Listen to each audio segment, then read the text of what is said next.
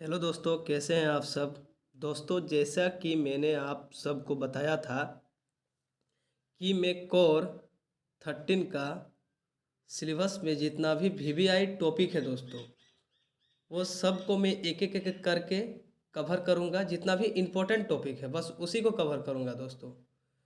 तो दोस्तों, आप लोगों के सिलेबस में कोर 13 आधुनिक भारत इतिहास में 1857 ईस्वी से लेकर के 1947 ईस्वी तक इस बार आप लोगों को पढ़ना है कोर 13 में, यूजी सेमेस्टर 6 में दोस्तों। तो आपका जो पहला टॉपिक है दोस्तों वो है लॉर्ड लिटन। तो दोस्तों, जो लॉर्ड लिटन है ये भारत के गवर्नर जनरल बनकर 1876 ईस्वी में बनकर भारत आए थे। और दोस्तों, 1876 से लेकर के 1880 ईस्वी तक लॉर्ड लिटन का कार्यकाल था दोस्तों।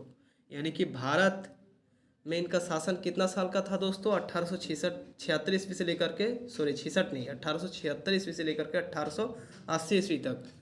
और दोस्तों, आपको आपका एक ऑब्जेक्टिव क्वेश्चन भी बन सकता है कि भारत में गवर्नर जनरल का कार्यकाल कितने वर्षों का होता था। तो दोस्तों, आप याद रखिएगा कि भारत में गवर्नर जनरल का जो कार्यकाल होता था वो मात्र 4 साल के लिए ही होता है। जैसा वर्तमान स्थिति में दोस्तों मुख्यमंत्री, प्रधानमंत्री या फिर राष्ट्रपति सभी का कार्यकाल भारत में कितना साल तक होता है? 5 साल तक होता है। उसके बाद 5 साल तक फिर पुनः दोबारा चुनाव होता है दोस्तों। लेकिन भारत में गवर्नर जनरल का जो कार्यकाल होता था दोस्तों वो 4 साल के लिए होता था। ये बात आप लोग ध्यान रखिएगा। तो चलिए दोस्तों, टाइम को देखते हुए हम लोग जल्द से जल्द अपना जो आज का टॉपिक है लॉर्ड लिटन, इसको हम लोग कवर करते हैं। ये बहुत ही इंपॉर्टेंट टॉपिक है दोस्तों, तो इसको चलिए हम लोग पढ़ लेते हैं। तो दोस्तों, लॉर्ड लिटन का जो दोस्तों कार्यकाल था वो 1876 ईस्वी से लेकर के 1880 ईस्वी तक था। यानी कि देख सकते हैं 4 साल का इनका कार्यकाल था दोस्तों। लॉर्ड लिटन लॉर्ड नॉर्थब्रुक के पश्चात भारत में गवर्नर जनरल बनकर भारत आया दोस्तों। लॉर्ड लिटन जो था दोस्तों वो लॉर्ड नॉर्थब्रुक के बाद यानी कि पश्चात भारत में गवर्नर जनरल बनकर आया। इनका जो दोस्तों कार्यकाल था उसका कार्यकाल 1876 ईस्वी से लेकर के 1880 ईस्वी तक रहा। लॉर्ड लिटन जिस समय भारत आया उस समय उसके पास काफ़ी प्रशासकीय अनुभव रहा दोस्तों। जिस समय लॉर्ड लिटन भारत में गवर्नर जनरल बनकर भारत आया था दोस्तों, लॉर्ड लिटन के पास काफ़ी प्रशासकीय अनुभव था दोस्तों। यानी कि वो एक्सपीरियंस गवर्नर जनरल थे। वह एक महान लेखक, इसके अलावा दोस्तों लॉर्ड लिटन एक महान लेखक भी थे तथा एक प्रतिभावान वक्ता भी थे। एक महान लेखक और एक प्रतिभावान वक्ता भी थे। उसे भारत में दोस्तों डिजरेली की सिफारिश पर भेजा गया था। लॉर्ड लिटन को दोस्तों भारत में किसके सिफारिश पर भेजा गया था? डिजरेली के सिफारिश पर भेजा गया था। ध्यान से दोस्तों अच्छा से देखिएगा।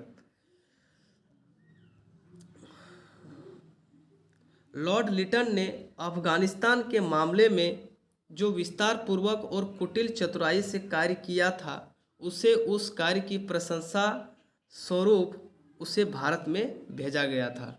लॉर्ड लिटन ने दोस्तों अफगानिस्तान में जो विस्तार पूर्वक और कुटिल चतुराई से कार्य किया था उसी के अनुभव से उसे भारत में गवर्नर जनरल बनकर अंग्रेज भेजे थे उसको। हालांकि यहाँ यह भी बताते चलना उचित है कि द्वितीय अफगान युद्ध को शीघ्र लाने, यानी कि द्वितीय अफगान युद्ध जो भारत में हुआ था दोस्तों, शीघ्र लाने एवं भारतीय सेनाओं के सभी प्रकार के कष्टों के लिए लॉर्ड लिटन ही उत्तरदायी था। दोस्तों, द्वितीय अफगान युद्ध किसके शासनकाल में हुआ था? तो लॉर्ड लिटन के शासनकाल में ही हुआ था। ये भी आप लोगों को याद करना है, ऑब्जेक्टिव क्वेश्चन बन सकता है। लेकिन दोस्तों यहाँ पर यह भी बताते चलना उचित होगा कि द्वितीय अफगान युद्ध को शीघ्र लाने एवं भारतीय सेनाओं के सभी प्रकार के कष्टों के लिए लॉर्ड लिटन ही उत्तरदायी था। बाद में उसे अपनी अफगान नीति के लिए सभी अधिकारियों से फटकार मिली। कालांतर में दोस्तों लॉर्ड लिटन को सभी अधिकारियों से अफगान नीति के कारण उनको क्या मिली थी? फटकार भी मिली थी। नेक्स्ट पैराग्राफ है दोस्तों, भारतीय प्रेस अधिनियम को स्वीकार करने के लिए, भारतीय प्रेस जो अधिनियम है दोस्तों, प्रेस एक्ट जिसको बोला जाता है, भारतीय प्रेस अधिनियम को स्वीकार करने के लिए वह उत्तरदायित्व था। यह अधिनियम पक्षपातपूर्ण था। यह जो अधिनियम था दोस्तों, भारतीय प्रेस अधिनियम पक्षपातपूर्ण था, जिसके कारण भारतीयों ने इसका पुरजोर विरोध किया। लॉर्ड लिटन भारतीय अदालतों की मनोवृत्ति का घोर विरोधी था।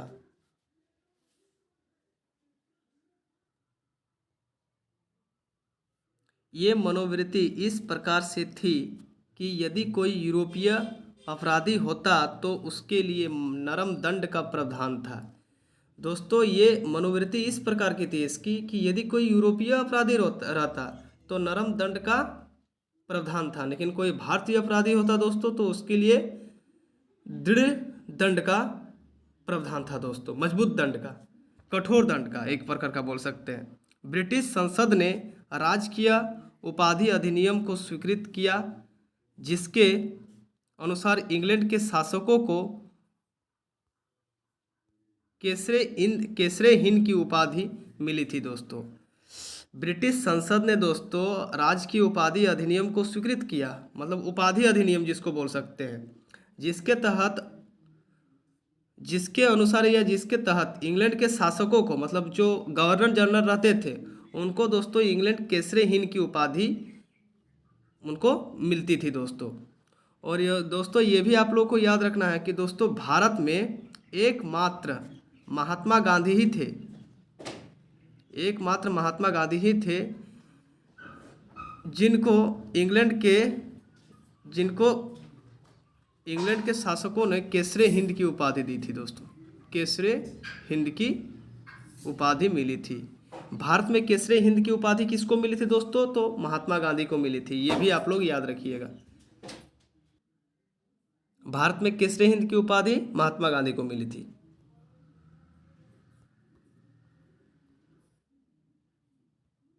लॉर्ड लिटन ने 1876 ईस्वी में एक दिल्ली दरबार का आयोजन किया। लॉर्ड लिटन ने दोस्तों 1876 ईस्वी में दिल्ली में एक दिल्ली दरबार का आयोजन किया था तथा महारानी विक्टोरिया को दिल्ली की सम्राज्ञी घोषित किया।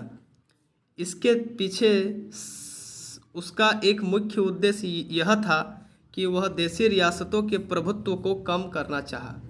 लॉर्ड लिटन ने दोस्तों इसका उद्देश्य यह था कि वह देशी रियासतों के प्रभुत्व को कम करने के उद्देश्य से दोस्तों 1876 ईस्वी में दिल्ली दरबार का आयोजन किया, जिसमें महारानी विक्टोरिया को दिल्ली की रानी घोषित कर दिया।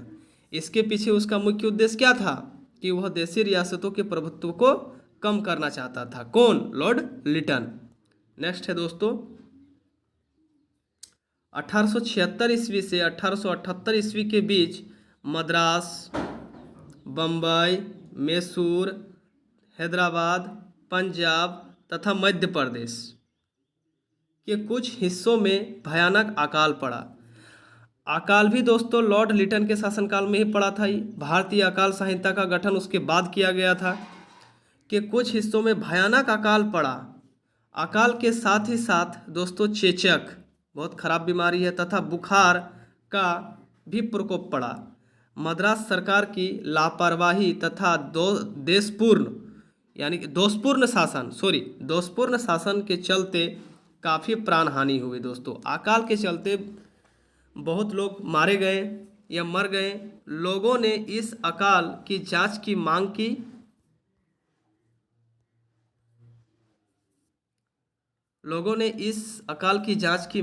सरकार ने शारीरिक रूप से स्वस्थ लोगों को इस कार्य में लगाया। जो लोग शारीरिक रूप से अस्वस्थ थे उन्हें सहायता राशि प्रदान की गई थी। जो दोस्तों शारीरिक रूप से अस्वस्थ थे उनको सहायता राशि प्रदान की गई और जो लोग स्वस्थ थे उनको इस काम के लिए लगाया गया, यानी कि अकाल को दूर करने के लिए एक अकाल निधि की स्थापना की गई, एक अकाल निधि की स्थापना भी की गई दोस्तों, जिसमें प्रतिवर्ष कुछ धनराशि डाली जाने लगी।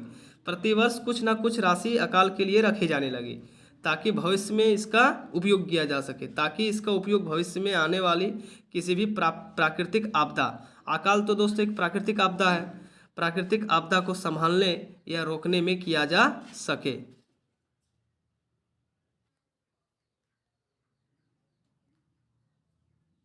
अकाल के समय लॉर्ड लिटन के किए गए कार्य निसंदेह प्रशासन पूर्ण है, यानी कि उल्लेखनीय है।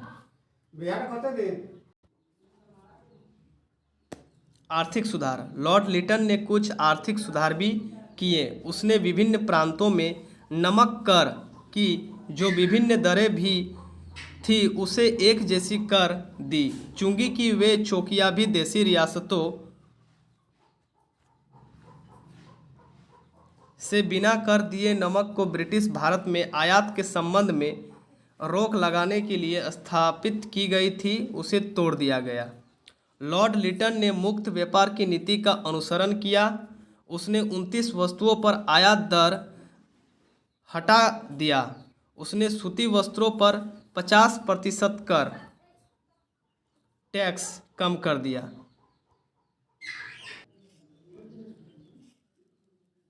जिसके परिणाम स्वरूप समुद्री व्यापार में काफ़ी वृद्धि हुई। 1879 ईस्वी में लॉर्ड लिटन ने 1879 एडी में लॉर्ड लिटन ने वैधानिक नागरिक सेवा की स्थापना की दोस्तों। 1879 ईस्वी में लॉर्ड लिटन ने दोस्तों वैधानिक नागरिक सेवा, बहुत इंपॉर्टेंट है, ऑब्जेक्टिव क्वेश्चन भी बन सकता है, वैधानिक नागरिक सेवा की स्थापना की। इसमें दोस्तों वैधानिक नागरिक सेवा में ऐसा नियम बनाया गया कि अब तक जिन पदों पर नियमित नागरिक सेवाओं के सदस्य काम करते थे उन पर वायसराय तथा भारत मंत्री द्वारा स्वीकृति तथा स्थानीय सरकारों द्वारा मनोनीत जन्म से भारतीय मंत्री ही नियुक्त किए जाएंगे। इसमें ये नियम बनाया गया दोस्तों। यह वैधानिक नागरिक सेवा उच्च वर्ग के लोगों की आकर्षित करने में असफल रहे, लेकिन ये दोस्तों असफल रह गया। इस सेवा में वे ही लोग नियुक्त किए गए जो सामान्य रूप से सेवा में भर्ती थे, यानी कि जो आगे ही भर्ती थे।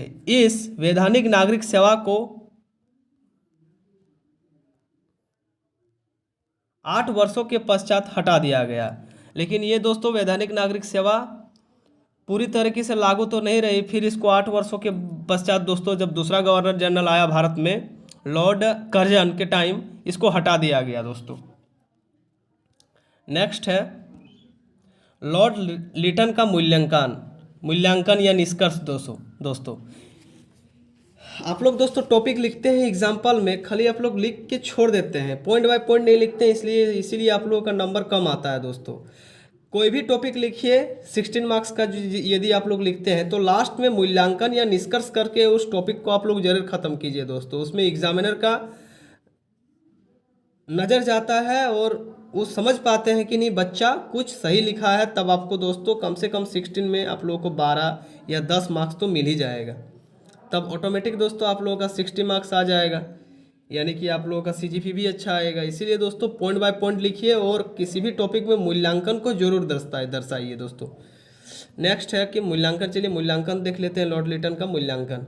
लॉर्ड लिटन की अफगान नीति के कारण उसकी काफ़ी निंदा न केवल भारत में बल्कि उदार दल के नेताओं तथा अंग्रेजों ने भी की। जो लॉर्ड लिटन का दोस्तों अफगान नीति था, इसका सबसे खराब अफगान नीति था दोस्तों। इसका नीति एकदम बेकार था। इसकी निंदा दोस्तों ना केवल भारत में बल्कि उदार दल के नेताओं तथा अंग्रेजों ने भी की। ऐसा देखा गया कि वायसराय के पद पर बैठने वाले सभी वायसराय में सबसे अधिक निंदा लॉर्ड लिटन की हुई। दोस्तों जो सबसे ज़्यादा निंदा यानी कि सबसे खराब काम जो किया था वो लॉर्ड लिटन ने ही किया था। लेकिन दोस्तों एग्ज़ाम में दोस्तों इसका टॉपिक लिखिएगा तो इसके बारे में कुछ बड़ाई भी कीजिएगा और कुछ निंदा भी कीजिएगा कि कोई किसी भी टॉपिक का दोस्तों अच्छा और बुरा आपको लेके चलना है।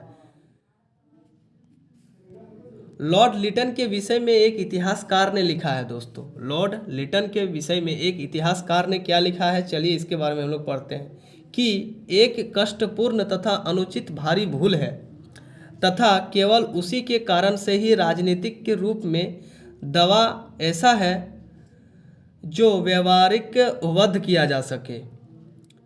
यानी कि दोस्तों एक ऐसा अनुचित भूल हुआ है लॉर्ड लिटन के द्वारा कि केवल उसी कारण से हुआ है कि राजनीतिक के रूप में दवा ऐसा है, मेडिसिन ऐसा है कि जो व्यवहारपूर्ण वध किया जा सके। मैंने ऐसा दवा बना दिया है जिससे उसका वध हो जाएगा। दोस्तों दवा जिंदा रहने के लिए होता है, इसका दवा जो है वो वध करने के लिए है। उसे अकाल के लिए भयंकर प्राणहानि के लिए भी उत्तरदायित्व समझा गया है। दोस्तों इसके शासनकाल में दोस्तों अकाल आया था, ये अकाल को भी रोकने में असफल थे और अफगान नीति तो इसका बहुत खराब था ही। नेक्स्ट जो है दोस्तों, ऐसा कहा गया कि जब लोग अकाल से जूझ रहे थे, ऐसा कहा गया है दोस्तों कि जब लोग अकाल से जूझ रहे थे तब वह यानी कि लॉर्ड लिटन उस समय दिल्ली दरबार में व्यस्त था। इन सभी कमियों के बावजूद भी इस बात को नकारा नहीं जा सका है कि उसने ऐसा कार्य किए जिसके कारण उसकी विख्याति बनी रही। यानी कि कुछ अच्छा काम तो नहीं किया, लेकिन फिर भी थोड़ा मोड़ा इसका गुण दोस्तों आपको दर्शाना ही पड़ेगा। भारत के लिए दिए गए उसकी कई सुझावों को स्वीकार ही नहीं किया गया। संभवतः यह कहा जा सकता है कि भारत एक शासक के रूप में यह असफल सिद्ध हुआ। यानी कि दोस्तों ये कहा जा सकता है कि भारत में ये एक शासक के रूप में नियुक्त था जो कि एक असफल सिद्ध हुआ। दोस्तों सफल सिद्ध नहीं हुआ, जिसके लिए मुख्य रूप से उसकी अफगान नीति जिम्मेवार रही। इसका मेन दोस्तों अफगान नीति ही था जिसके लिए ये जिम्मेवार रहा। दोस्तों इसमें ऑब्जेक्टिव टाइप क्या क्या बन सकता है, लॉन्ग के बाद दोस्तों ऑब्जेक्टिव भी आपको ऐसा पॉइंट के द्वारा हम दर्शा देंगे। देखिए इसमें ऑब्जेक्टिव क्या बन सकता है। लॉर्ड लिटन के महत्वपूर्ण तथ्य। दोस्तों इसका शासनकाल कितना से कितना के बीच था, 1876 से लेकर के 1880 के बीच के था, यानी कि 4 वर्षों का इसका शासनकाल था। इसका जन्म कब हुआ था दोस्तों लॉर्ड लिटन का, तो 8 नवंबर 1831 ईस्वी को इसका जन्म हुआ था। मृत्यु कब हुआ था दोस्तों, 1891 में इसको मृत्यु हो गया था। लॉर्ड लिटन की अफगान नीति दोस्तों इसी के शासनकाल में अफगान नीति हुई थी और इसका अफगान नीति दोस्तों असफल सिद्ध हुई थी।